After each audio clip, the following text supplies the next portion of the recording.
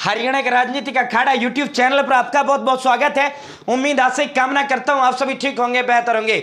हरियाणा प्रदेश की जनता की नजरें हरियाणा प्रदेश की 10 लोकसभा सीटों में जो सबसे ज्यादा हॉट सीट अगर किसी को माना जाता है तो रोहतक लोकसभा को माना जाता है। साथियों, रोहतक लोकसभा भारत और नॉर्थ इंडिया की चुनिंदा लोकसभाओं में जिसकी marking Bharatiya Janata party high command ने की है, जिसकी मार्किंग पूरी भारतीय जनता पार्टी का जो क्वार्टर प्रदेश का हो या राष्ट्र का पूरा जिसकी नजर रोहतक लोकसभा पर रहेंगी। हाल ही में बिल्कुल करंट ताजा सर्वे किया गया है साथियों, हमारी टीम द्वारा यह सर्वे किया गया है। इसका पूरा डाटा हम आपको देंगे। वर्तमान में भारतीय जनता पार्टी के पास 5 कैंडिडेट है। अरविंद शर्मा वर्तमान में लोकसभा के सांसद, जिन्होंने 2019 के अंदर दीपेंद्र सिंह हुड्डा को हराने का काम किया था, 7100 वोटों से जो चुनाव जीते थे। अब की बार अगर उनसे मुकाबला होता क्या होगा? अगर अरविंद शर्मा की जगह बाबा बालकनाथ चुनावी मैदान में रोहतक से आते हैं, दीपेंद्र सिंह हुड्डा के दादा को चुनाव हराने का काम उस समय जो रोहतक मठ के महंतनाथ थे उन्होंने किया था। तो साथियों, अगर वो आते बाबा बालकनाथ जी, क्या उसका दीपेंद्र के साथ कैसा मुकाबला होगा? वहीं रणदीप हुड्डा की चर्चाएं भी चल रही हैं, उसको टिकट मिला तो उसका क्या होगा? सतीश नांदल, ओम प्रकाश धनखड़, सुधा यादव, इन सभी की चर्चा हम करेंगे। किन से कितनी वोटों से हार जीत दीपेंद्र सिंह हुड्डा की चल रही है, पूरा विस्तार पूर्वक संवाद चर्चा करेंगे। साथियों, Haryana job city YouTube channel हमारा हरियाणा के प्रदेश के अंदर नंबर 1 जॉब का यूट्यूब चैनल है। योजना का नंबर 1 दूसरा हमारा यूट्यूब चैनल जो योजना का नंबर 1 चैनल है। तीसरा अब हमने हरियाणा पॉलिटिक्स का किया है। उम्मीद है आप इस पर भी अपना ऐसा ही प्यार देंगे, तथ्यात्मक करेंगे। और हरियाणा विधानसभा का सर्वे हमारा सबसे ज्यादा देखे जाने वाला सर्वे है। डंके की चोट पर सर्वे देते हैं, डंके की चोट पर यहां हम आपसे बात करेंगे, ना किसी दबाव के, पूरी तथ्यात्मक चीजें होंगी, सब कुछ होंगी। सबसे पहले मैंने सुबह भी सभी 10 लोकसभा सीटों का आपको डाटा दिया था, जातिगत कितनी वोटें किस सीट पर किस जाति की हैं। तो पहले यह बता देता हूं, फिर आपको सर्वे बताऊंगा। भाई सबसे पहले बात कर लेते हैं किस कास्ट की, किस जाति की कितनी वोटें रोहतक लोकसभा के अंदर है। इसका जो कास्ट सेंसेक्स है, क्योंकि हरियाणा की राजनीति के अंदर हिंदू मुस्लिम नहीं चलता, हरियाणा की राजनीति के अंदर जातिगत चलता है। जब सभी पार्टियां जाति के हिसाब से टिकट वितरण करने का काम करते हैं, इसमें भी कहीं कोई शंका नहीं है। रोहतक लोकसभा के अंदर कुल सबसे अधिक जो पूरे हरियाणा प्रदेश के अंदर सर्वाधिक अगर हम मतदाता की बात करें तो जाट मतदाता सर्वाधिक जो है रोहतक लोकसभा के अंदर है। 36% मतदाता रोहतक लोकसभा में जाटों की संख्या 36% है।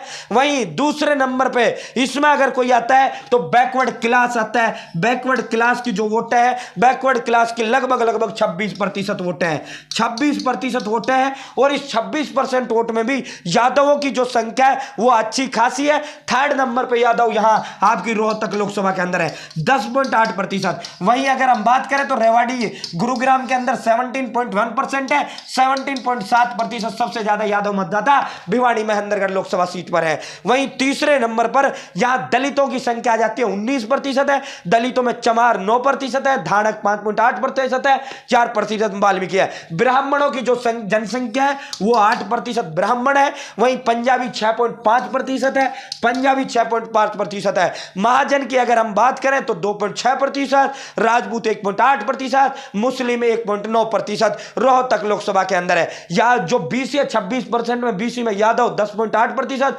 कुम्हार 3%, खाती 3%, सैनी 2.2%। अन्य लोहार अन्य जातियां बीसी के अंदर आती हैं, जिनकी 1.2 से और 2 पॉइंट के करीब करीब जो है जनसंख्या जिनकी इस लोकसभा रोहतक लोकसभा पर है। तो अब सर्वे का पूरा डाटा हम आपको दे देते हैं। सबसे पहले अगर वर्तमान सांसद अगर अरविंद शर्मा से चुनाव दीपेंद्र सिंह हुड्डा का होता है, भारतीय जनता पार्टी यदि अरविंद शर्मा को चुनाव देती है, टिकट देती है, तो अरविंद शर्मा पिछली बार जो है 2009 के अंदर अगर वोटिंग की बात करें तो 2009 के अंदर 65.6% वोटिंग हुआ था, 65.6% वोट रोहतक लोकसभा के अंदर हुआ था। 2014 में यह बढ़कर जो है मामला 67.9 पर गया था। और जब 2019 की बात आई तो कांटे का मुकाबला था, सभी पक्षों ने अपनी अपनी तरफ से बंपर वोटिंग करने का काम किया, तो 70.5% वोट जो है 2019 के लोकसभा चुनाव के अंदर देखने को मिला। वहीं अगर 24 की बात करें, यहां 3.8% का मार्जिन हुआ था, तो अब लग रहा है लगभग 2024 के अंदर यहां जो होगा 74 से 75% के बीच करीबन करीब ये आपको पोलिंग इसके अंदर देखने को मिलेगा। अगर 74-75% पोलिंग होती है तो रोहतक लोकसभा के अंदर अगर हम वोटों का हम आपको बात करें तो लगभग अगर 18,43,000 वोट कुल रोहतक लोकसभा के अंदर है।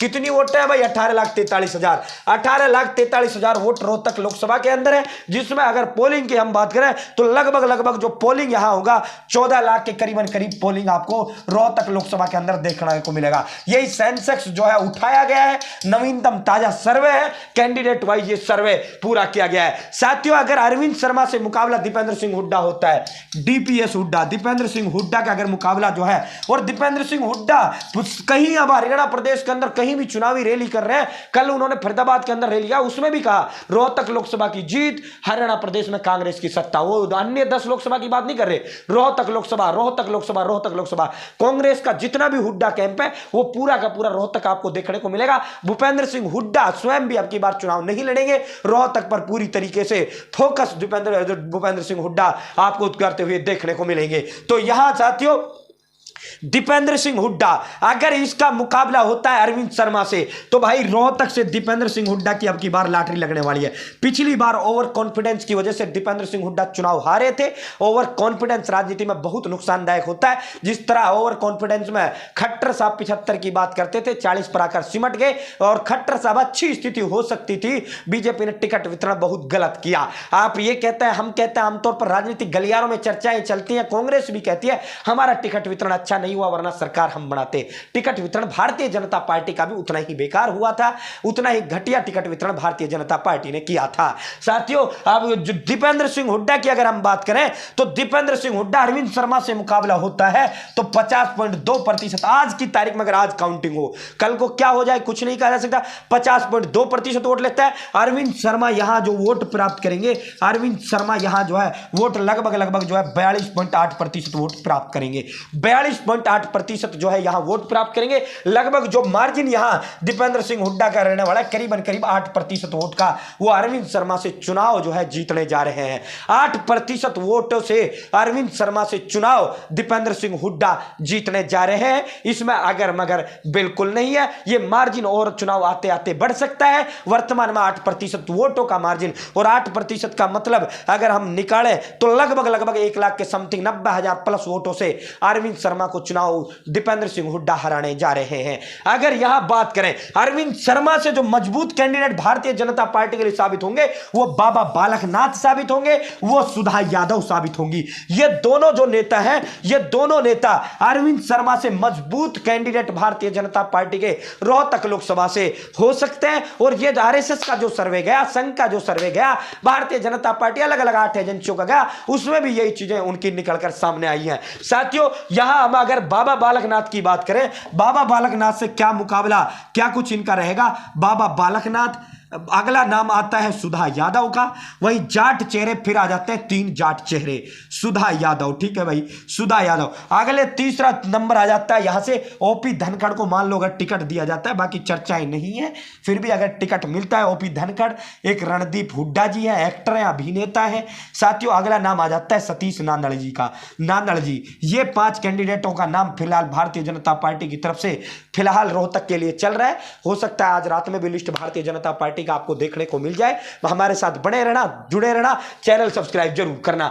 बाबा बालकनाथ यदि चुनाव मैदान में उतरते हैं तो बाबा बालकनाथ लगभग जो है आप मान के चलिए, बाबा बालकनाथ 60 से 65,000 वोटों से, 55 से 65,000 वोटों से दीपेंद्र सिंह हुड्डा से चुनाव हार जाएंगे।